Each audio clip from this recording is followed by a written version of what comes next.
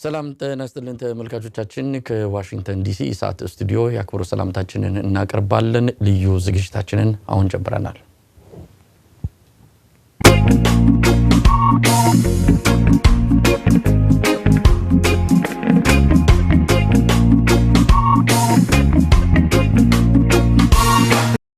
በአሜሪካኗ የሳውዝ ዳኮታ ግዛት ሲፎልስ ከተማ የሚገኘው የስሚስፊልድ የስጋ ማቀነባበሪያ ፋብሪካ የኮሮና ቫይረስ ወረርሽኝ መከሰቱና በርካታ ሰዎች መያዛቸው መነጋገሪያ ሆኖ ሰንብቷል።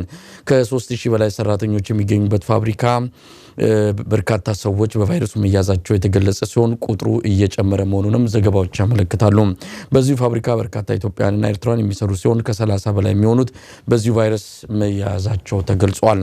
ከነዚህ ማል አብዛኞቹ በቤታቸው ሆነው ከሙሙ ጋር እየታገሉ እንደሆነ ያገኘነው መረጃ ያመለክታል። አገግመው ይወጡ እንዳሉ ለመረዳት ተችሏል። በዛሬው ልዩ ዝግጅታችን በዛ ነዋሪ ከሆኑና በቫይረሱ ከተያዙ ሁለት ኢትዮጵያውያን ጋር ቆይታ እናደርጋለን። እንድትከታተሉን እንጋብዛለን። ሁለታችሁንም አመሰግናለሁ። አቶ አርጋው እርግጤና ወይዘሪት ሰብለ ወንጌል አለሙ ከሳውዝ ዳኮታ ሲፎልስ ከተማ በጣም አመሰግናለሁ። እንግዲህ ከአቶ አርጋው እርግጤ እጀምራለሁ። እስቲ ስለነበረው ሁኔታ ይግለጹልን። ምንድነው የተፈጠረው እናንተ ከተማ? ማለት ከዚህ በሽታ ከተጀመረ ወዲህ በአብዛኛው እኛ በፍርሃት ነበርን። ከ3 ሳምንት በፊት በወሬ ደረጃ ነበር የምንሰማው። ግን አንድ የሆነ የድርጅታችን ሰራተኛ ከካሊፎርኒያ መጣ። ከዛ በኋላ ነው በድርጅታችን ውስጥ እየተስፋፋ የነበረውና በመሃል ሊዘጉ ይችሉ ነበር፣ ግን ሳይዘጉት ቀሩ። ሰራተኛውን በተቻለን መጠን ከሱፐርቫይዘሮቻችን ከሌሎችም ከዛም ከቲም ሊደሮችም ብናወራ ምንም ተሰሚነት አላገኘንም። ግን ያው ወረቀት ለጠፉ እንጂ ይሄን ያህል ሴፍቲ አላደረጉምና ያው አሁን ነው ነገሮች የበዙ ሲሄድ ነው አንዳንድ ነገር ማድረግ የጀመሩትና በዛ ሰዓት ነው ብዙዎቻችን የተያዝነው። ወይዘሪት ሰብለንም ወደኋላ ለመልስሽና እንዴት ነበር ሁኔታው? በጣም አስደንጋጭ ነው። በአንድ ጊዜ በፋብሪካው እንግዲህ ብዙ ሰራተኛ ያለበት ፋብሪካ ነው። ምናልባት ስለ ፋብሪካውም ወደኋላ ላይ በተወሰነ ታሪኩን ትነግሩናላችሁ። ምክንያቱም በርካታ ኢትዮጵያውያንና ኤርትራውያን በዛ ፋብሪካ እየሰሩ ኑሯቸውን የሚገፉ እንደሆነ መረጃውን አግኝቻለሁና እስቲ እንዴት እንደነበረ ወሬው እንዴት እንደሰማችሁ መዛመቱን ከዛ በኋላ እርሶም እንዴት በዚህ ቫይረስ መያዙ እንዳረጋገጡ እንዳወቁ ሊነግሩኝ ከቻሉ። በመጀመሪያ እድሉን ስለሰጠኝ አመሰግናለሁ። እኔ በስራ ወቅት ነው እንግዲህ ለቫይረሱ የተጋለጥኩት። መጀመሪያ እንዲሁ በወሬ ነበር የምንሰማው ቻይና እንደዚህ አይነት ቫይረስ ገብቷልና እኛ ጋር የሚደርስ አይመስልም ነበር፣ ሩቅ ነበር የሚመስለው።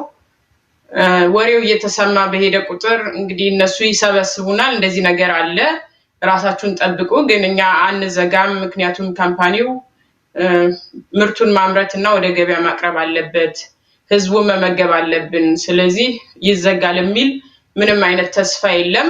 ነገር ግን ራሳችሁን ጠብቃችሁ እጃችሁን እየታጠባችሁ ርቀታችሁን ጠብቃችሁ ቢሉም ግን ላይን ላይ የምንሰራው ምንም አይነት ርቀት የለውም። ተጠጋግተን ነበር የምንሰራው። ብሬክ ስንወጣ ብቻ መከፋፈል ጀመሩ። ያም የሆነው ምንድነው ብዙ ሰው ከታመመና ኦሬዲ በሽታው ከተሰራጨ በኋላ ነው እንደዚህ አይነት ጥንቃቄ የጀመሩት። ሳኒታይዘር በየቦታው በሮችን ማጽዳት የተጀመረው ኦሬዲ ብዙ ሰው ታሞ መቅረት ሲጀምር ሰውም እየፈራ በቴንሽንም መታመም ሲጀምርና ብዙ ሰው እንደተጠቃ ሲያውቁ ነው የዘጉት። መጀመሪያ የተዘጋው የኔ የምሰራበት ዲፓርትመንት ነው መጀመሪያ የተዘጋው። እኔ ከተዘጋ ከአንድ ቀን በኋላ ነው እንግዲህ ህመሙ የጀመረኝ።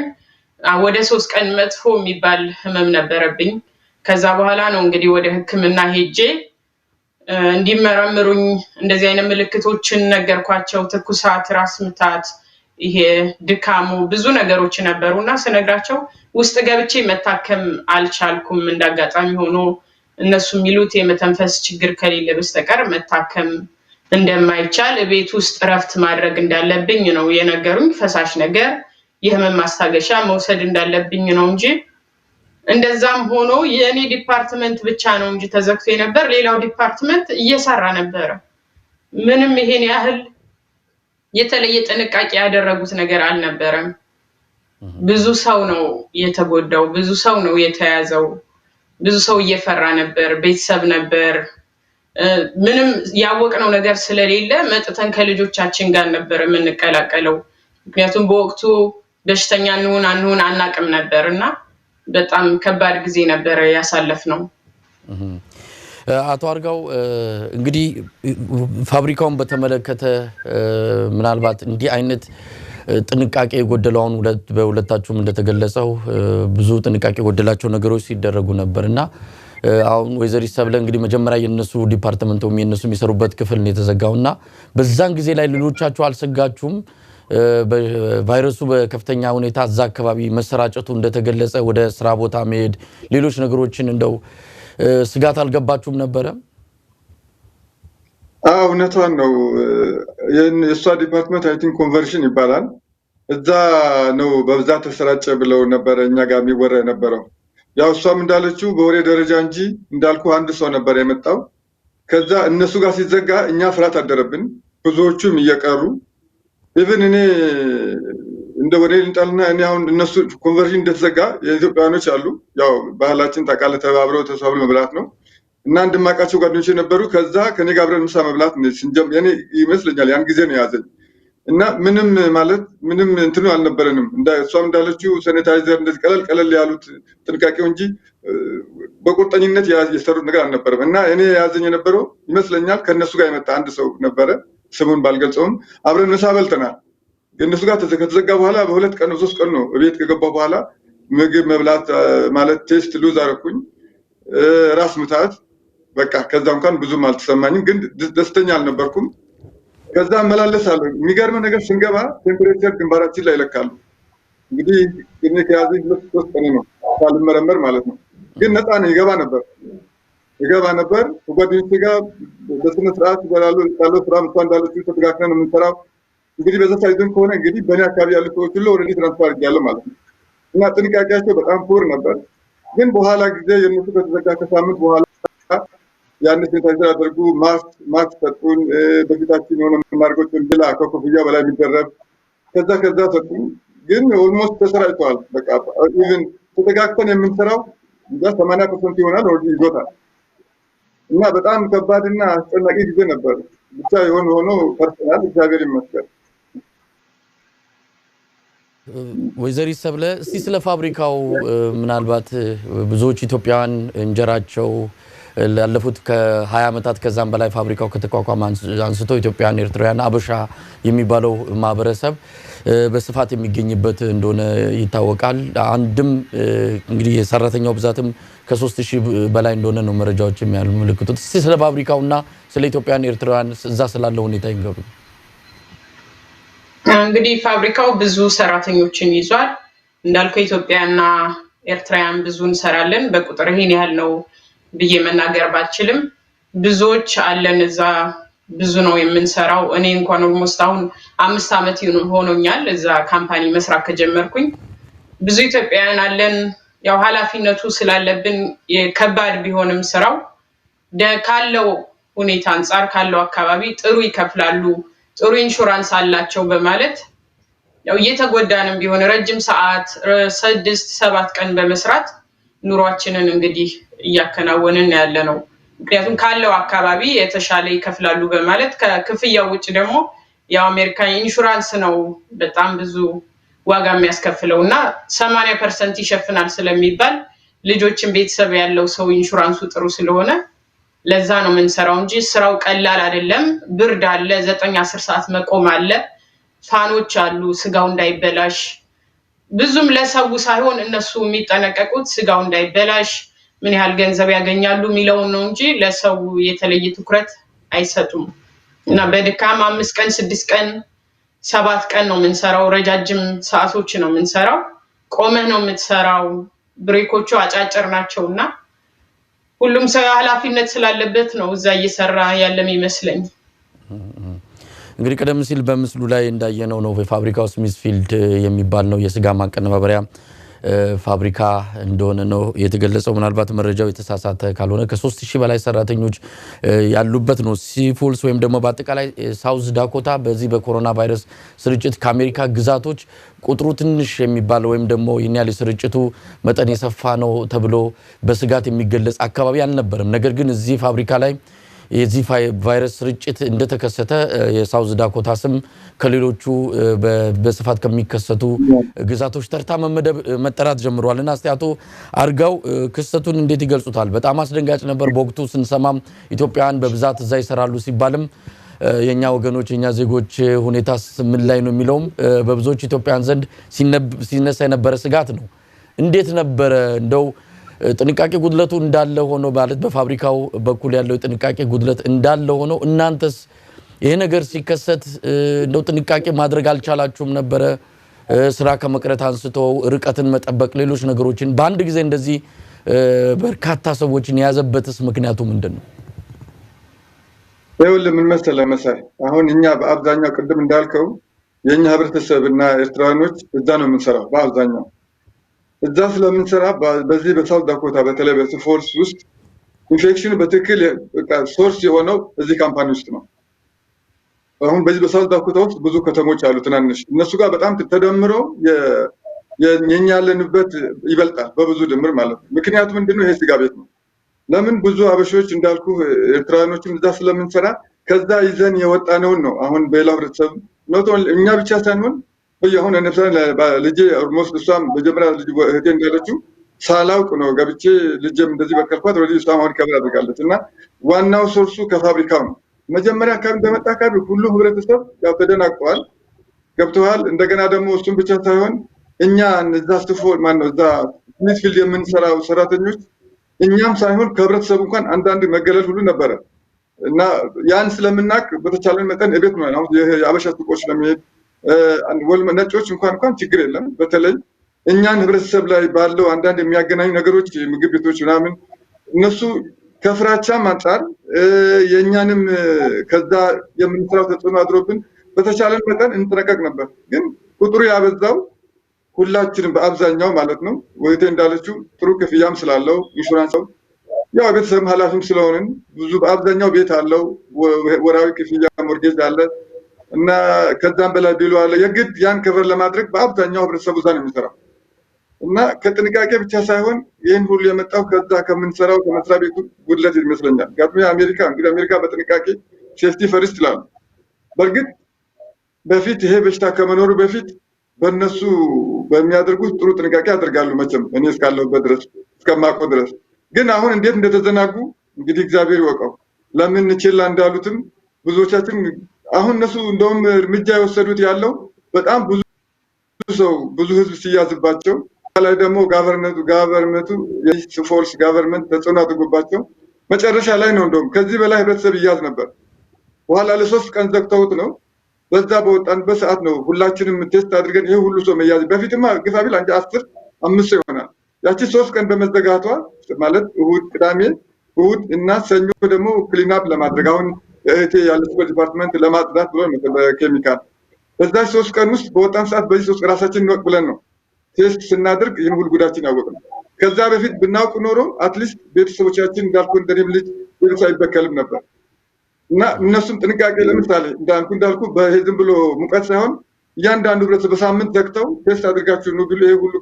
ከመያዝ ወይንም ከመበከል እንድን ነበር እና አበሻ በብዛት ኤርትራኖች እዛ ስለምንሰራ ነው የኛ ቁጥር ያሻቀበው ከሌላ ወይዘሪት ሰብለ እንግዲህ ምን ያህል ሰው በአጠቃላይ መረጃዎች የሚያሳዩት እስከ 300 የሚደርሱ ሰዎች ተይዘዋል ከዛ ውስጥ በቁጥር ምናልባት ከ20 በላይ እስከ 20 እስከ 30 የሚሆኑ ኢትዮጵያውያን እንደዚሁም ኤርትራውያን በጥቅሉም አበሻዎች በቫይረሱ ተይዘዋል የሚባል ነገር አለ እስቲ እናንተ በኮሚኒቲም ደረጃ ተንቀሳቀሳላችሁ የተለያዩ የመተጋገዝ ነገሮችም እንዳሉ ሰምቻለሁና መረጃው ይኖራችኋል ብዬ ተስፋ አደርጋለሁ ምን ያህል ኢትዮጵያውያን ኤርትራውያን ተይዘዋል በምን ሁኔታ ላይ ነው የሚገኙት ዝርዝር መረጃው አላችሁ እኔ እርግጠኛ አይደለሁም ምን ያህል ሀበሻ የኛ ሰው እንደተያዘ በቁጥር ደረጃ እርግጠኛ አይደለሁም ግን በአጠቃላይ አሁን ከ700 በላይ ሰው ፖዚቲቭ እንደሆነ ነው መረጃ ያለኝ ግን እርግጠኛ ሀበሻው ምን ያህል ይሆናል ብዬ በቁጥር ደረጃ ለመናገር ትንሽ ያዳግተኛል። ሜቢ ከ40 እስከ 50 ሰው ሊሆን ይችላል። በመረዳዳት ደረጃ እኔ አሁን ለምሳሌ ህብር ኢትዮጵያ የእድር መረዳጃ ማህበር አለኝ። እነ ዶክተር ኦሉማ አሸናፊ በላይ በጣም ብዙ ሰዎች እየደወሉ አይዞሽ የሚያስፈልግ ነገር አለ፣ ምን እናቅርብልሽ፣ ሾፒንግ ማድረግ ካለብሽ እና ሌሎችንም በተመሳሳይ እንደኔ እየደወሉ እንደሚጠይቁ እርግጠኛ ነኝ። ነግረውኛልም።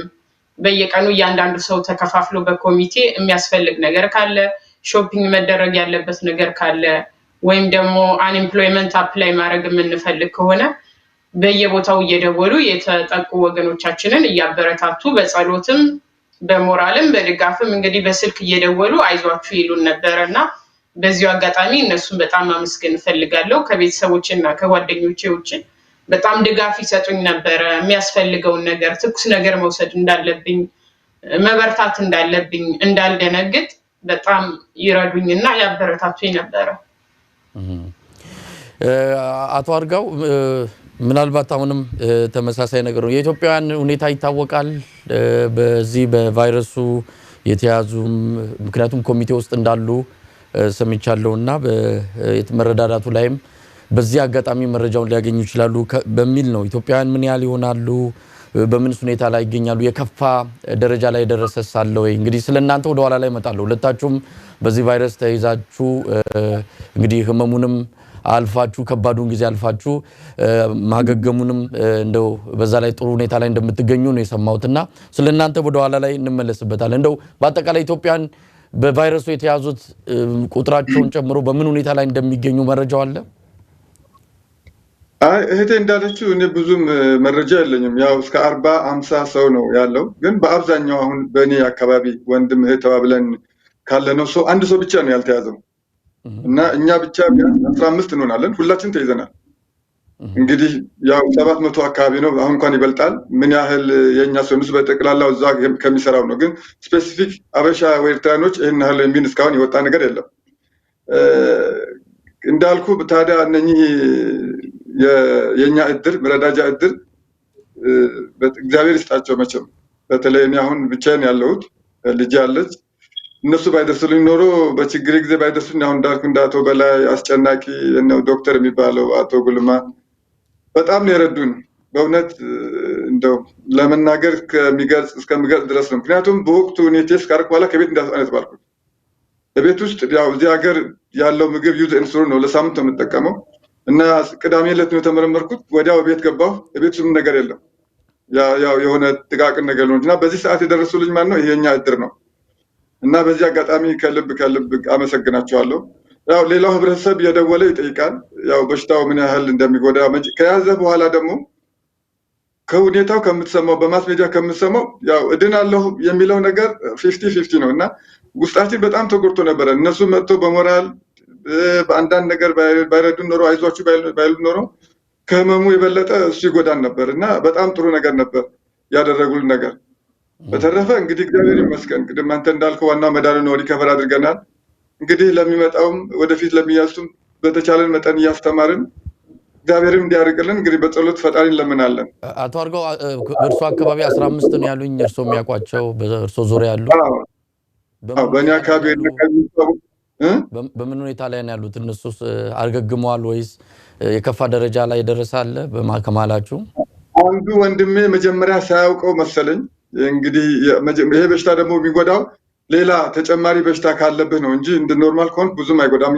ያ ወንድማችን ግን ትንሽ እንደዛ ነገር ነበረበት። አሁን ደህና ሆኗል። በተረፈ ሁላችንም በጣም በጥሩ ደረጃ ነው ያለነው። ሁሉም ሪከቨር አድርገዋል። አሁን ያልኩ ሰውዬ ሲቀር እሱ ማለት ነው እሁድ ነው መሰለኝ ከቤቱ የሚወጣው እና ሁላችን በጥሩ ደረጃ ነው ያለነው። እግዚአብሔር ይመስገን። እስቲ ወይዘሪት ሰብለ እንግዲህ በግል ስለገጠማችሁ በምን አወቁ በቫይረሱ እንደተያዙ? ከዛ በኋላ ምን አደረጉ? በቤተሰብ ሌላ እንግዲህ ቤት ውስጥም ሌላ ሰው ካለ የዛሱ ሰው ሁኔታ እንዴት ነው? ወደኋላ መለስ ብለው የስሜቱንም ቫይረሱ ስሜት እንግዲህ ከሰው ሰው ሊለያይ ይችላል። በጣም አድካሚ ድካም የሚያሰማ ራስ ምታት፣ ትኩሳት፣ የጉሮሮ መከርከር ብዙ ነገሮች ይጠቀሳሉና እስቲ እርሶ እንዴት አሳለፉት? ከመነሻው ጀምሮ ስለርሶ ያለውን ሁኔታ ይንገሩ። እኔ እንግዲህ እስከ ሐሙስ እሰራ ነበረ። ሐሙስ ሰርቼ እንግዲህ እስከ ኤፕሪል 2 እሰራ ነበር። ኤፕሪል 2 or 3 ካልተሳሳትኩኝ እሰራ ነበርና መቆጣጠር ስላልቻሉ እንግዲህ ከአርብ ጀምረው ዘጉት ዲፓርትመንቱን። አርብ ተዘጋ። አርብ ቤት ነበርኩኝ። እንግዲህ ህመሙ የጀመረኝ ቅዳሜ ነው። ቅዳሜ ከመኝታዬ ስነሳ በጣም ከባድ ራስ ምታት ነበረኝና መቆም አልቻልኩም። ትኩሳት ነበረኝ፣ የሰውነት ህመም ነበረኝ በጣም። ከዛ በኋላ ምንድነው ያደረኩት? ይሄ ነገር ምናልባትም ቫይረሱ ሊሆን ይችላል። ምክንያቱም አብዛኛው ሰው እኔ የምሰራበት ስለነበረ የታመመው ምናልባት የመያዝ እድሌ ከፍተኛ ስለሚሆን ራሴን መጠበቅ አለብኝ ብዬ ልጅ አለችኝ ከልጄ ጋር ነው የምኖረውና ነገርኳት። ይኸውልሽ እኔ ያሞኛል፣ ይሄ ነገር ተመርምሬ እርግጠኛ መሆን እስክችል ድረስ መገናኘት የለብንም፣ ርቀታችንን ጠብቀን ነው መቆየት ያለብን ብዬ መኝታ ቤቴን ዘጋሁኝ። ከዛ በኋላ 3 ቀን ቅዳሜ፣ እሑድ፣ ሰኞ በጣም ከባድ ወቅት ነበር ያሳለፍኩት። እውነቱን ለመናገር በጣም ከባድ ነበረ። ህመሙ በጣም ከባድ፣ ራስ ምታት ነበር፣ ትኩሳት ነበረኝ፣ የሰውነት ህመም ነበረኝ። ቆሞ ለመሄድ እንኳን በጣም ያዳግተኝ ነበርና የባዝሩም ስለምንጠቀም ለኔና ለልጄ ሼር ስለምናደርግ ያ ነበረ በጣም ትልቅ። ከህመሙ የበለጠ ደግሞ በቃ እሷን አጋልጣት ይሆን እሷን ይዛት ይሆን የሚለው ነገር ትንሽ ሰላም ይነሳኝ ነበረ። ሰኞ ዕለት በጠዋት ነው ወደ ህክምና የሄድኩት እና እነሱ መግባት አትችይም፣ በስልክ ነው ዶክተር ማናገር የምትችይው አሉኝ። በስልክ ነገርኳቸው፣ የሚሰማኝን ስሜት ነገርኳቸው። ዶክተሮቹ ያሉኝ ምንድነው ህመሙ በጠቅላላ ስሜቱ የኮቪድ-19 ነው፣ ግን አሁን ላይ የመተንፈስ ችግር እስከሌለ ድረስ ቤትሽ ሆነሽ ነው ራስሽን ትሪት ማድረግ ያለብሽ። ፈሳሹ ሰጂ እረፍት ያስፈልገዋል፣ እረፍት አድርጊ። ከዛ ውጪ ደግሞ የህመም ማስታገሻዎችን ካውንተር ላይ ገዝተሽ እንግዲህ እሱን ተጠቀሚ ነው ያሉኝ። ቤት መጣሁኝ ሰኞ ዕለት። የተባልኩትን ነገር እንግዲህ ያው ልጄ ነው ያለችው፣ ራሴን ለብቻ አድርጌ መኝታ ቤት ውስጥ እሷ እንግዲህ በተቻላት አቅም ትኩስ ነገሮችን ሻይ እያፈላች ትሰጠኝ ነበር፣ ጁስ፣ እነዚህ ፈሳሽ ነገሮችን እየወሰድኩኝ ቆየው። ከሰዓት በኋላ ነው እንግዲህ ከመስሪያ ቤቴ ተደውሎ የቫይረሱ ተጋላጭ እንደሆንኩና ሄጄ መመርመር ቼክ ማድረግ እንዳለብኝ ነገሩኝ።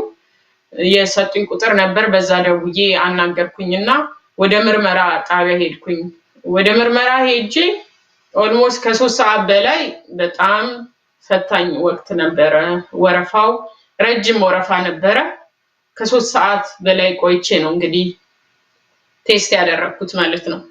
ቴስት ካደረኩ በኋላ ውጤቱ የሚነገረው ያሉኝ ከ5 ቀን በኋላ ነው። የ5 ቀን ከባድ ነበረ። ልጅም እንዳለኝ እንግዲህ ልጄ መመርመር እንዳለባት ነው በዛው አጋጣሚ የጠየኩት። ምክንያቱም እኔ በሽታ ይኖርብኛል ብዬ ስላልገመትኩኝ አብረን ነበርን ከልጄ ጋር፣ አርብም አብረን ነው ያሳለፍነው እና እኔ እንግዲህ ቅዳሜ ነው የታመምኩት። እሷም የማትያዝበት ምንም አይነት መንገድ የለም። አብረን ስለነበርን አብረን ነው የምንበላው፣ አብረን ነው ነገሮችን የምናደርገው ነበር። ግን እነሱ ምንድነው ያሉት? እሷ ምልክቱ እስከሌላት ድረስ ራሷን አይሶሌት ታርግ፣ እሷም ለብቻዋ ትቀመጥ፣ አንቺም ለብቻሽ ተቀመጪ። ምናልባት የህመሙ ምልክት ካላት እሷንም ቼክ እናደርጋለን፣ የህመሙ ምልክት ከሌላት ግን ምንም ቼክ ማድረግ አያስፈልግም አሉኝ። እስቲል እንደዛም ቢሉም እንደ እናት በጣም ይረብሸኝ የነበረው ከኔ መታመም እሷስ ደግሞ እንዴት ነው መሆነው የሚለው ነገር ያ ያስጨንቀኝ ነበረ። ውጤቱን እንግዲህ አርብ ዕለት ነው ያወቅኩኝ። አርብ ዕለት ነው ደውለው ፖዚቲቭ ነሽ ያሉኝ። ከውጤቱን ከማወቄ በፊት ግን ራሴን የማረጋጋት እግዚአብሔርን እንግዲህ በጸሎት የመለመን፣ ክርስቲያን ነኝ፣ ጸበል እጠቀም ነበር፣ የቅዱስ ያሬድ ጸበል በጣም እሱን እጠቀም ነበረ፣ ትኩስ ነገሮችን ወስድ ነበር። ከዛ ውጭ እንግዲህ ለቤተሰቦቼም ለጓደኞቼም ደውዬ አሞኛል፣ በጸሎት አግዙኝ፣ ከባድ ባይሆንም ወቅቱ መጥፎ ነው፣ ምናልባት የተያዘ ሁሉ ይሞታል ባይሆንም ግን ደግሞ የምናውቀው ነገር የለም፣ እርግጠኛ መሆን አይቻልም፣ ሚዲያው ሲሰማ ትንሽ ከባድ ነውና በጸሎት አግዙኝ ብዬ የሙስሊምም የፕሮቴስታንትም ኦርቶዶክስ ተዋህዶ ቤተሰቦችም አሉኝ። ሁሉንም እንግዲህ በጸሎት እንዲያግዙኝ አድርጌ እግዚአብሔርም ጸሎት ሰማና በምህረቱ አየኝ። እግዚአብሔርን አመሰግናለሁ እንጂ ፈታኝ ጊዜ ነበረ ያሳለፍኩት። እግዚአብሔር ይመስገን ዛሬ ላይ ይህን ቀን በማየቴ በጣም ነው የማመሰግነው። የምርመራ ውጤቱን ካወቁ በኋላ የህመም ስሜት አለ? እንግዲህ አሁን እንደነገሩን ከሆነ ዘግየት ብለው ነው ምርመራ ያደረጉት። ውጤቱን የሚያወቁት ከቀናት በኋላ ነው። የህመሙ ስሜት ዋናው የሚባለው በጣም የጠናው ህመምን ከተሻገሩ በኋላ ነው ምርመራውን ያካሄዱት ይመስለኛል አሁን እንደነገሩ ስለዚህ አሁን ቫይረሱ እንደተገኘበት ካወቁ በኋላ ምን ያህል ጊዜ ሆኖት ከዛስ በኋላ የህመሙ ስሜት አለ እንግዲህ የጠናብኝ 3 ቀን ነው እንዳልኩ ምርመራውን እስከማደርግ 3 ከባድ ቀናቶችን አሳልፍ ያለው ከምርመራው በኋላ 5 ቀን መጠበቅ እንደነበረብኝ ነው የተነገረኝ ከዛ በኋላ ከባድ የነበሩ ህመሞች እየቀነሱ ነው በርግጥም የመጡት እንደዚህ ራስ ምታቱም ትኩሳቱም የሰውነት ድካሙ እስካሁን ስቲል አለ አልፎ አልፎ ሳል አለ ከዛ ውጭ ድካም አለ እንጂ ህመሙ እየቀነሰ ነው የመጣው ከተነገረኝም በኋላ ያው ኦሬዲ እንግዲህ ህመሙ አልፏል ማወቁ ለልጄም ይጠቅመኛል እኔም ራሴን ከዚህ በኋላ ምን ባደርግ ነው የበለጠ ደና ልሆን የምችለው ነገር ያን እንዳውቅ ረድቶኛል እስቲ መለሳለሁ ምናልባት ከልጆም ጋር የተያዘ ከልጆች ጋር የሚያደርጉት ጥንቃቄ ይሄ በዋናነት ይሄን ፕሮግራም ለአስተማሪነት እንዲሆንም ስለምንፈልገው ስታደርጉ የነበረው ጥንቃቄ ምንድነው በቤተሰብ ማል የሚደረግ ጥንቃቄ በተለይ አሁን እንደ ኢትዮጵያ ባለ ሀገር በብዛት ቤተሰብ አንድ ቤት በሚኖርበት ሁኔታ መደረግ ያለበትንም ጥንቃቄ ያነሳን እንነጋገራለን ወደ አቶ አርጋው ልምጣና እርሶስ መያዞን እንዴት አረጋገጡ ከዛ በኋላ የነበረው እንደነገሩን ልጅ አሉት ከዛ አንፃርስ የልጆ ሁኔታ ምንድነው እንደተያዘም ልጆ በዚህ ቫይረስ እንደተያዘ ገልጸውልናልና እስቲ እርሶንም እንገሩን ያው ይሄን በሽታ እንግዲህ እግዚአብሔር ሁላችሁም ይጠብቃችሁ በጣም መጥፎና አስቀያሚ ነው መጀመሪያ አካባቢ እንዳልኩ እዛ መስሪያ ቤት ከያዘኝ በኋላ 2-3 ቀን ምግብ ቴስት ማድረግ አቃተኝ ምክንያቱም ከዚህ በፊት አይቼ ማላቀው ነገር ነው በእኔ ህይወት ውስጥ እና ያኔ ተጠራጠርኩኝ ከሚወራው አንፃር ግን ይሄን የሚባል ነገር አልነበረም ያው እንዳልኩ የሙቀት የብርድ እንደዚህ ቁርጥማት የሄዴክ እንደዛ በሽታ ነበር እንደዛ አይነት ስሜት ይሰማል ነበር የሚባለውና እኔ ግን ምግብ በእንበላበት ሰዓት ምንም ሉዝ አረኩኝ ማሽተትም መቅመስም የሚባል ነገር እንደገና ትንሽ ራሴን ያመመኝ መጣ ይሄ ሁሉ ሲሆን ግን ስራ ላይ ነኝ እየሰራው ነው ከዛ ቀደም እንደነገርኩ ከ2-3 ቀን በኋላ ያው የታመምኩ ቢሆን የግድ መስራት ስላለበት ወደ ስራ ሄዳለሁ ከ3-4 ቀን በኋላ ደግሞ ደህና ይሆን መጣሁኝ ይሄን የሆነው ሰኞ አካባቢ ነው መስተለኛል ቢያንስ አፕሪል 4-5 ይሆናል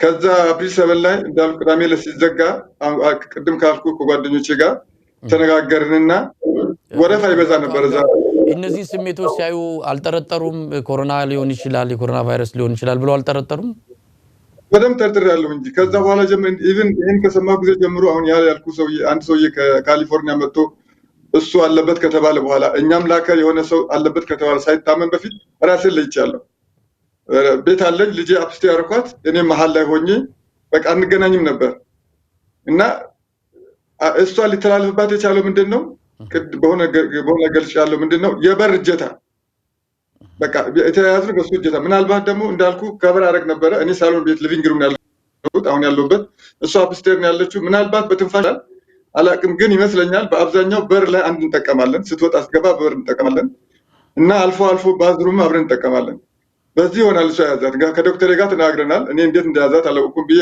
ኤክስፕሌን ገለጽኩላት ያለው ሁኔታ እንደዚህ ብላ ነገረች እና እሷ ያዛት በዚህ መስመር ነው ሌላ ደግሞ ቅድም እንዳልኩ እኔ ቅዳሜ ዕለት ነው ከቅድም ከነገሩ ጓደኞቼ ጋር ተነጋግረን አሁን ወረፋ የለምና ሄደን ራሳችን እንወቅ ብለን ሄድን ወረፋም አልነበረም ከዛ ከ5 ቀን በኋላ እነግራቸዋለን አሉ ከ4ኛ ቀን በኋላ ነገሩኝ በፊት ካመመኝ የበለጠ ከነገሩ በኋላ ነው በጣም ውስጤ ተሰማኝ ከማንም ጋር መገናኘት ያገኙት ፖዚቲቭ እንደበቀስ አገኝ ጊዜ ያን ደውሎ ነገሩኝ በጣም ተሰማኝ እንዳልኩ የመኖርም የሞትም አብዛኛው ከቨር ያደርጋሉ ግን ሞትም እንዳለ ስለማቅ ቤተሰቦቼ እንዳይሰሙ ከሁሉም ጋር ተቆራርጬ ብቻ ይቁጫል ልጄንም አልነገርኳትም ግን ያው በፊት ነግራታለሁ እንደዚህ ያለ ነገር ስላለ ጓደኞቼ ስለያዛቸው አንቺ ልጅ ስለሚችላል ቤት ተጠንቀቂ ያልኳት እኔን ከመጣሁ በኋላ ቤት ከገባሁ በኋላ እሷ ማመመኝ አለችኝ ልክ እኔ ያለሁበት ፊሊንግ እሷም ተሰማት ወዲያው ዶክተር ጋር ደወልኩኝ እኔን የሚከታተለኝ ሴት ነች በስልክ አገናኘኋቸው ማድረግ ያለባትን ነገር እንድታደርግ ረዳቻት ልክ እንደኔ አሁን እሷ ነገ ነው ሪከቨር የምታደርገው ከኔ ጋር የምትገናኘው የምትወጣው ማለት 10 ቀኗ መሰለኝ የስንት ዓመት ልጅ ነው 18 ዓመቷ ነው እና አሁን እሷ ነገ ነው የምንገናኘው። እስከዛ ድረስ አሁን የበር እየከፈትኩኝ የሚያስፈልጋት ነገር አቀብላታለሁ። ያው ውሃም ሁሉም ነገር እዛው አለ። ያው ብቻ በተቻለ መጠን እንጠነቀቅ ነበር። ያው እንዳልኩ አንድ ሰው ቫይረሱ ያለበት ሰው ሲተነፍስ ኢን ሚሊየን ነው አውቶ የሚተፋው። እሷ ያቆም እና ያ ይሰራጫል በየቦታው። እንዳልኩ እግዚአብሔር ብሎ መቼም ድነናል። ያው ምንም ጥንቃቄ ብታደርግም አንድ ቤት ውስጥ ካለ ድረስ ሬር ነው አንዱ የሚድንበት፣ በጣም ከባድ ነው። ብቻ የሆነ ሆኖ በወቅቱ እኔ ከውስጤ የተሰማኝ የነበረው ከተነገረኝ በኋላ ነው። ፖዚቲቭ ነው ከተባልኩ በኋላ በጣም ነው የተሰማኝ። አንደኛ ከራሴ ሁኔታ አንጻር፣ ሁለተኛ ብዙ ነገርም ጀምሬያለሁ። ቤተሰብ ደግሞ በየጊዜው ይደውላሉ። ብዙ ማለት ሁሉም ሰው ከቤተሰቡ ጥሩ ግንኙነት አለው፣ ግን ከኔ ጋር በጣም ብዙ ግንኙነት ነበረ፣ በጣም በጥሩ ሁኔታ እና እንዲያውቁ አልፈለኩም። በጣም ያመመኝ በትል ከሰማው በኋላ ቢያንስ 2 ቀን 3 ቀን ውስጤ የተጎዳው እንጂ ህመሙ እንኳን ይሄን ያህል አልነበረም። እና እግዚአብሔር ይመስገን አሁን ያለ አመት ነበር ማለት ህመሙ ምን ነበር? አሁን የሚባሉት አይነት የድካም፣ የራስ ምታት፣ ትኩሳት፣ ጉሮሮ መከርከር ብዙ ነገር አለና ምን ነበር የእርሶ የህመም ስሜቶች? እኔ የተሰማኝ በወቅቱ እኔ ይዞኛል ብዬ በገመት ሳይተሰማኝ ምግብ ቴስት ማድረግና ራስ ምታት ነው። ሌላ ምን ነገር አልነበረኝም። እና አልፎ አልፎ ይደክመኝ ነበር እንጂ ሌላ ምንም አይነት ፊሊንግ በውስጤ አልነበረም። ምንም ነገር አልነበረም። ግን ያው እንዳልኩ ፖዚቲቭ ነህ ከተባልኩ በኋላ ግን አረኖ ጭንቀቱም ሊሆን ይችላል እንግዲህ እግዚአብሔር ይቅር ይበለኝ። ያው ነገሮች ጨለመብኝና በጣም ተጎዳሁ። ውስጤ አንድም ብቸኝነቴ መሆኑን፣ ምክንያቱም ያው ልጄም አለች፣ እሷም ማንም ይረዳን የለም። እንዳልኩ እነኚህ የኮሚኒቲ አባላት የድረባት እግዚአብሔር ስጣቸው እነሱ ደረሱልን። ከዛ እነሱ ከመጡ በኋላ እንዳልኩ በጠዋት መጥተው ፋሲካ ዕለት በራፌ ላይ ምግብ አመጡልኝ። በቃ የመኖር ተስፋ በውስጤ እንትን አለ ማለት የሆነ ውስጤ ተስፋ ረጨ። ከዛ መድኃኒትም አመጡልኝ ለጊዜው አንዳንድ የኢኮላፕተስትሪ የሚባላል የባህር ዛፍ ጭማቂ፣ ሌሎችም እነሱ እንድታጠን። ከዛ በኋላማ በቃ ምን ልንገርህ ተስፋዬ ሞላ። እግዚአብሔር ይመስገን አሁን በጥሩ ጤነኛ ላይ እገኛለሁ። ወይዘሪት ሰብለ እስቲ ከልጆ በአሁን ሰዓት ምንም አይነት የቫይረሱ ምልክት የለም፣ በደህና ሁኔታ ያለችው? ያው እግዚአብሔር ይመስገን ልጄ ምንም አይነት የጤና ችግር የለባትም፣ ነፃ ናት። እሷ እንግዲህ አሞኝ እያለ በብዛት ከክፍሌ አልወጣም ነበረ። ምጠቀማቸው ዩዝ ኤንድ ትሩ መገብባቸው መጠጣባቸው ተጠቅሜ ነው ምጥላቸው እንጂ አጥቤ ድጋሚ አልጠቀምበትም የነበረ። ያን አይነት ጥንቃቄ አደርግ ነበር። ከዛ በተረፈ ደግሞ የምነካቸውን የበር እጀታ ሆነ የባዝሩምም ስጠቀም በዲስኢንፌክታንት አጸዳ ነበር። በቻልኩት መጠን ግላብ ተጠቅሜ የቤቱን ንጽህና ነክቻቸዋለሁ ብዬ የምጠረጥራቸውን ቦታዎች በሙሉ አጸዳ ነበር። እሷንም እነግራት ነበር እጇን በተደጋጋሚ እንድትታጠብ፣ ራሷን እንድትጠብቅ፣ ስትወጣም ስትገባም። ያው ሳሎን ለመውጣት ካልሆነ ወደ ውጭ መውጣት አትችልም፣ ግን በተቻለ መጠን እኔም ማስክ ተጠቅሜ ነው እምወጣ። ከወጣውም ወደ ባዝሩም ስጠቀምም ባዝሩምም አጽድቼ ነውና በጣም መጠነቀቅና ፈራ ስለነበረ እንግዲህ እግዚአብሔር ረድቶኝ እሷ ነፃ ናት። ምንም አይነት የህመሙ ምልክት አልነበረባትም። አሁንም ግንኙነታችሁ በዛ ደረጃ ነው? ተራርቃችሁ ነው ያላችሁት? ያው አሁን መውጣት ትችላለሽ ብለውኛል። ኦልሞስት 16 ቀን ሆኖኛል። ግን ስቲል አንድ ላይ በምንሆንበት ጊዜ ርቀታችንን ጠብቀን አልፎ አልፎም ሳል ስላለኝ ማስክ እጠቀማለሁኝ። እሷም መኝታ ቤቷን መኝታ ቤቴ ነው ብዙውን ጊዜ የምናሳልፈው። እንግዲህ አሁን ማገገም ነው ወይስ ነፃ መሆን ድጋሚ መመርመር የሚያስፈልግ ይመስለኛል? ከቫይረሱ ከሰውነት ውስጥ መውጣቱ ማረጋገጫ ሳይገኝ አሁንም ማስተላለፍ የሚቻልበት ነገር አደጋ አለና መገናኘቱ ይቀጥል ማለት አለመገናኘቱ ይቀጥላል ማለት ነው። በቫይረሱ ነፃ መሆኑ ማረጋገጫ ሲገኝ ማለት ነው። ወይዘሪት ሰብለወርቅ እኔ እንግዲህ ዶክተሮቹን ጠይቄ ነበር ድጋሚ መመርመር እፈልጋለሁ። ምክንያቱም ልጅ አለች፣ በነፃነት ከልጄ ጋር መሆን እፈልጋለሁ። እንዳለ ሆኖ ርቀትን መጠበቅ እንዳለ ሆኖ ንጽህና መጠበቅ እንዳለ ሆኖ ግን ከልጅ ጋር አብረህ መጫወት ማውራት ትፈልጋለህ። እነሱ እንግዲህ ድጋሚ ቴስት ማድረግ ከባድ እንደሆነ ነው የነገሩኝ። 14 ቀን ከጨረሽ የማስተላለፍ አቅሙ ይደክማል የቫይረሱ። ስለዚህ መገናኘት ትችያለሽ፣ ራስሽን ዲስታንስሽን ጠብቀሽ ማስክ ማድረግ ካለብሽ ማክስ አድርገሽ እጅሽን እየታጠብሽ መገናኘት ትችላላችሁ ነው የሚለው። ስቲል አሁን ግን እኔ ምንም ነፃ የሆነ ስሜት አይሰማኝም። አሁንም ደህና ነኝና ላስተላልፍ አልችልም የሚለው ነገር አሁንም ጥያቄ ውስጥ ነው ያለሁት። አዎ የስንት ዓመት ልጅ ናት? የ17 ዓመት። 17 እንግዲህ ወደ አቶ አርጋው ልምጣ። አቶ አርጋው እርስዎ እንደገለጹልን ከሆነ ልጆም የተያዘችበት በዛ መልኩ እርስዎ በገለጹት መልኩ እንደሆነ ጥርጣሬውን ገልጸውልናል። ልጆስ ተመርምራለች? የሷስ የህመም ስሜት በእርግጥ አትገናኙም? እንዴት እንደነበረ እንዴት እንዳሳለፈችስ ያውቃሉ? አዎ ማለት እሷ እንደኔ የኔ የተሰማኝ ስሜት እንደተሰማት ለኔ ለዶክተር ደውዬ ነገርኳት እንጂ እሷ አልተመረመረችም።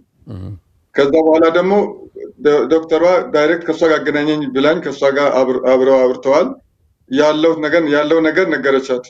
ከዛ ሴትዮዋም ዶክተሯም ነገረችኝ። ኦልሞስት እሷ በሽታው አለባት፣ ቫይረሱ በውስጧ አለ። ስለዚህ ኦልሬዲ አንተ ሪከቨር እያደረክ ነው ኦልሞስት። ይህን ያለችው ባለፈው ሳምንት ማለት ነው። ስለዚህ መገናኘት የለባችሁም። እሷ ደግሞ አዲስ ስለሆነ ያን ያህል ደግሞ እሷ ከእንደኔ አልተጎዳችም። ያን ኤክስፕሌን ነገረቻት። ስለዚህ አሁን ደህና ነች የሚለው ነገር ስነግራት ጊዜ ነው እሷ ምንም ቢሆን ለአንድ ሳምንት ኦር ለ10 ቀን ለብቻ መለየት አለባት አለችኝ። አሁን ለብቻ ነው ያለችው። ግን ምንድነው አሁን እዚህ ጋር መናገር ፈልገው ከኛ ጓደኞቻችን አንዱ ምንም ህመም የለውም፣ ምንም ነገር የለውም፣ በውስጡ የተሰማው ነገር የለም። ግን ከኛ ጋር ሄዶ ተመረመረ አሞኛል ብሎ ማለት ነው። ፖዚቲቭ ሆነ እሱ። ልክ ያን ስለሰማሁኝ አሁን ቢያንስ እኔ እንኳን ኦልሞስት 3 4 5 ቀን ሆነኛል ሪከቨር ካረኩ። ልጄም እንኳን ብትሆን ሄደን ካልተመረመርን በስተቀር ከህብረተሰቡ ጋር ግንኙነት አናደርግም። በጣም አስቀያሚና መጥፎ በሽታ ነው። እኔ ምን አይነት ተጽዕኖ እንደደረሰብኝ እና እግዚአብሔር ነው የምናውቀው። አቶ አርጋው ደግሞ አገግም ያለው ብለዋል። በምን የህመም ስሜቱ ስለማይሰማውት ነው እዛ ድምዳሜ ላይ የደረሱት? ምክንያቱም በምርመራ ነው የሚረጋገጠው፣ ወይ በድጋሚ መመርመር ያለበት ይመስለኛል። ያ ካልሆነ ከበሽታ ወይም ከቫይረሱ ነፃ ነኝ ማለት የሚቻል አይደለም። ጥንቃቄው እስከ መጨረሻው መዝለቅ ያለበት ይመስለኛል። ያገገሙት የህመሙ ስሜት ውስጦ ስለሌለ ነው አይደለም። አንድም እሱ ስለሆነ፣ ሁለተኛ ደግሞ ከዶክተሯ በ2 ቀን በ3 ቀን እንገናኛለን። ያለኝ ፊሊንግ ይሰማኛል። ምክንያቱም ከጎረቤቴ አንድ ሜክሲካዊ እንደዚህ ታሞ አይ ቲንክ እሱ ነው መሰለኝ የሞተው። እንግዲህ በቤቱ ምንም ሰው የለም እና ያን ስለምታውቅ ሴትዮዋ ብዙዎቹ እየሞቱም ስለሆነ ያው በተቻላቸው መጠን እየደወሉ ያለንበት ሁኔታ ይጠይቃሉ። እና ያው ካሁን በ2-3 ተጠይቃ ያለኝ ስለነገርኳት ኦልሞስት አንተ ጥሩ ደረጃ ነው ያለው አለችኝ። ያለፈው እሁድ ነው መውጣት የምትፈልጋው ነገርኳት። ያለብኝ ችግር ብቻ ስለሆንኩ ሻፕ ማድረግ አለብኝ፣ አንዳንድ ነገር ይጎለኛል ብቻዬን ያለው አልኳት። ያለው ጥንቃቄ አድርገህ ማለት እጅን ጓንት ማድረግ፣ ማክስ ማድረግ፣ ሌላውን ማድረግ ያለብኝ ነገር ሴኒታይዘር መኪና ውስጥ ማድረግ፣ ሻፕ አድርጌ ከገባሁ በኋላ ከወጣሁ በኋላ ማድረገውን ሁሉ ከነገረችኝ በኋላ ነው መውጣት የጀመርኩት።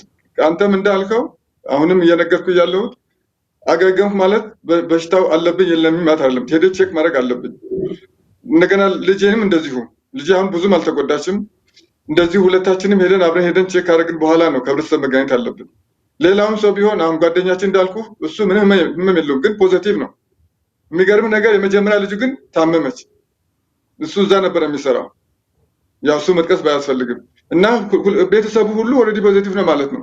ስለዚህ በአብዛኛው ብዙ ሰው ምናልባት የውስጥ የሰውነት ጥንካሬ ሊሆን አላውቅም፣ እግዚአብሔር ያውቃል በሽታው ሁኔታ አላውቅም። በአብዛኛው ብዙ ሰው ያስተላለፈ ያለው ምልክቱ ስለማይታይበት ነው። እና ውስጣችን እስካወቀ ድረስ ከእንደዚህ አይነት ሰው ጋር ከተገናኘን ራሳችን መጠበቅና ሌላውን መጠበቅ ግዴታ ይኖርብናል ይመስለኛል እኔ ሳስበው። እና አሁን በተቻለን መጠን ቼክ ሳላደርግ ተመልሼ ሳልመረመር ከህብረተሰቡ ጋር አልገናኝም። እስቲል አሁን ቤት ነው ያለሁት። ኦልሞስት እኔ ሁለት ነው ሪከቨር አድርገሃል። ያው ወጥተህ የምትፈልገው ነገር መግዛትን የሚያስፈልግህ ነገር ወጥተህ ማድረግ የምትችለው ካለች ሁለት ነው። ግን አለው እስኪ ቤት ድረስ፣ ምክንያቱም ካምፓኒ ኦልሬዲ እስከ እሑድ ድረስ ኔክስት ዊክ ድረስ ዝግ ነው። ስለዚህ ከዚህ ድረስ በስከዛ ባርግ ድረስ የምፈልገው እስካገኝ ድረስ ከቤት አልወጣም፣ ልጅም አትወጣም። ያው መጨረሻ ላይ ግን ያው ቀጠሮ ይዘናል ከዶክተሯ ጋር ሄጄ እመረመራለሁ፣ ሁለታችንም ከልጅ ጋር ማለት ነው። አቶ አርጋው እርሶ ጋር ልቆይና አሁን ምን ይሰማውታል? እንግዲህ ብዙዎቹ በዚህ ቫይረስ የተያዙ ሰዎች ካገገሙ በኋላ የሚነግሩን ነገር ድካሙ በጣም ከባድ ነው። ቫይረሱ በጣም ከባድ አቅምን አዳክሞ ስለሚያልፍ ለቀናት ከዛም ለሳምንታት የዘለቀ የሰውነት መዛልና አሁንም የትንፋሽ አካባቢ ምቾት ያለ መሰማት ነገር እንደሚሰማቸው ነው የሚገልጹልና ምንድነው የሚሰማውት?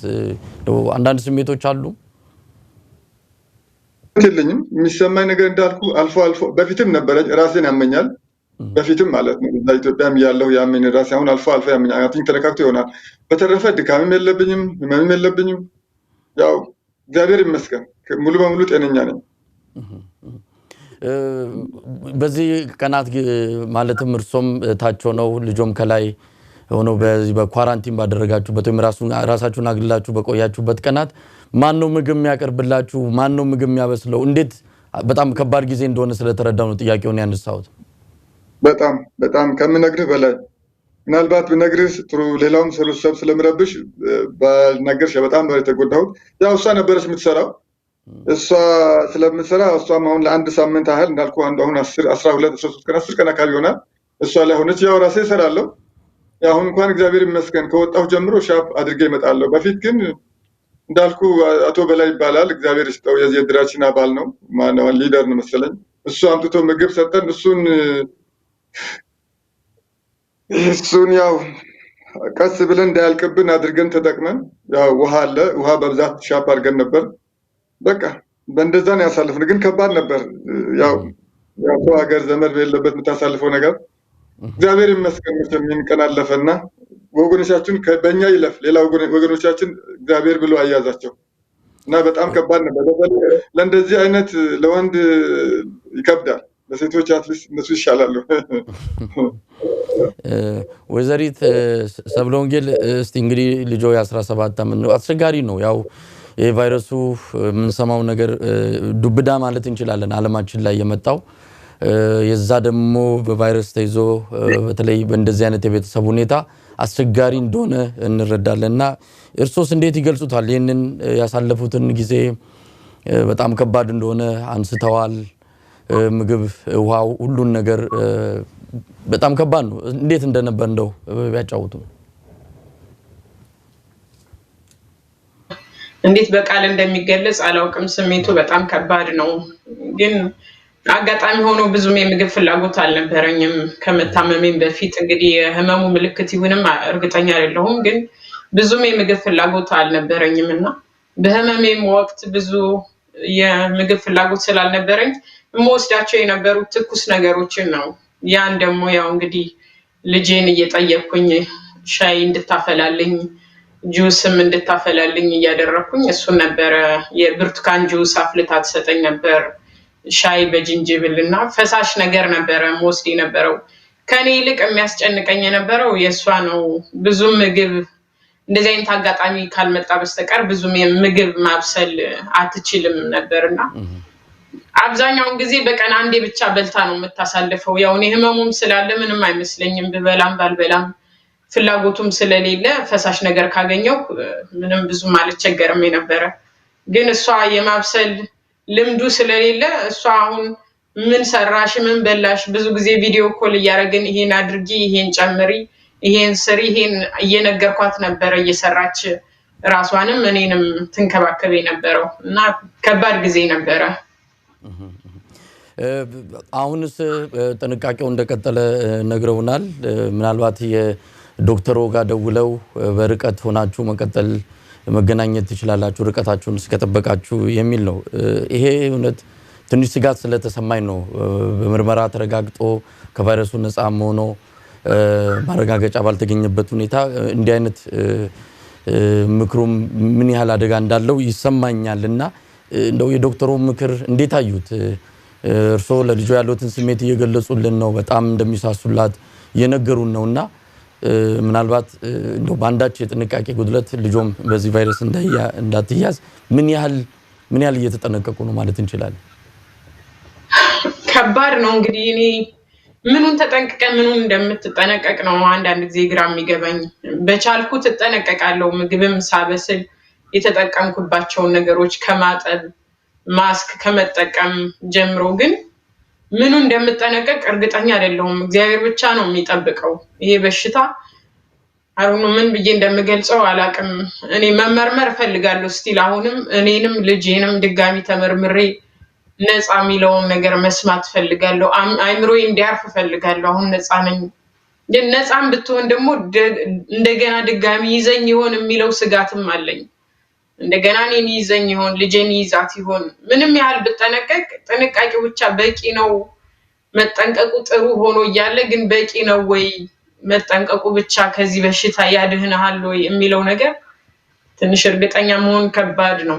እነሱ ኦሬዲ 14 ቀን ከሆነሽ በኋላ የማስተላለፍ አቅሙ ይደክማል ቫይረሱ ስቲል ባንቺ ውስጥ ሊሆን ይችላል ግን የማስተላለፍ አቅሙ ይደክማል ነው የሚሉት። ስለዚህ ምርመራው ተደረገም አልተደረገም ምንም ይሄን ያህል ማስተላለፍ አቅምሽ ከደከመ ከቀነሰ ምንም ችግር የለውም ነው የሚሉኝ። እንደዛ ነው ያሉኝ። እኔ ግን አሁንም ድረስ እርግጠኛ መሆን እፈልጋለሁ፣ መመርመር እፈልጋለሁ፣ ማወቅ እፈልጋለሁ። ስራም እንግዲህ ከሚቀጥለው ሳምንት በኋላ ይከፈታል ብለዋል። እርግጠኛ አይደለሁም እየመረመሩን እንደገና እንደምንመለስ ወይስ በዚህ ሁኔታ እንደምንቀጥልም እርግጠኛ አይደለሁም። እና ለልጄ ማድረግ የምችለው እያደረኩ ነው ከእግዚአብሔር ጋር። እሷስ እንዴት ነው እንግዲህ ስለ ቫይረሱ የሚነገረው ሚዲያውም በአሁኑ ሰዓት አደገኝነቱ አስፈሪነቱ ነው የሚገለጸውና በዚህ ቫይረስ ላለመያዝ ሰዎች የሚያደርጉት ጥንቃቄ አለ። ልጆ ደግሞ ወላጅ እናታቸው በዚህ ቫይረስ ተይዘው ነገር ግን መሸሻ ይቻል ወላጅ እናት ኖት ቫይረሱ ደግሞ በቀላሉ ከሰው ወደ ሰው መተላለፍ አቅሙ ከፍተኛ ስለሆነ ልጆስ እንዴት ታደርግ ነበር? ትፈራ ነበር? ሁኔታው እንዴት ነበር የልጆ ስሜት? እግዚአብሔር መልካም ሆኖ እኔ እንጃ እሷን አጠንክሯታል ብዬ ነው የማስበው። ትድኛለሽ፣ ይሄ ያልፋል፣ አይዞሽ ብላ እኔን ነበር የምታበረታታው። ማድረግ የነበረባትን ጥንቃቄ እጇን ከመታጠብ ጀምሮ በሳሙና በደንብ እጇን ከመታጠብ ጀምሮ ማስክ እሷም ትጠቀም ነበረ። ማስክ ከማድረግ ጀምሮ በጣም ትጠነቀቅ ነበርና አይዞሽ ምንም እንግዲህ በውስጧም ይዛው ሊሆን ይችላል እንጂ ጥንካሬዋን ነው ያየሁኝ። እኔን ታበረታታ ነበረ። ይሄ ቀን ያልፋል፣ አይዞሽ፣ ራስሽን ጠብቂ፣ ምን ልስራልሽ፣ ምንድነው የምትፈልጊው፣ ምን ላርግልሽ፣ ይሄን ወሰድሽ፣ ቴምፕሬቸርሽን ቼክ አረግሽ፣ ዛሬ ስትስይ ነበር፣ አሁን እንዴት ነሽ፣ እንደዚህ ያለች ነበር ትጠይቀኝና ታበረታታኝ ነበርና እሷ ጠንካራ ልጅ ነበረች። እንደ እድሜዋ አልነበረችም እውነቱን ለመናገር እግዚአብሔር ይመስገን። ጠንካራና የምታበረታታኝ ነበረች።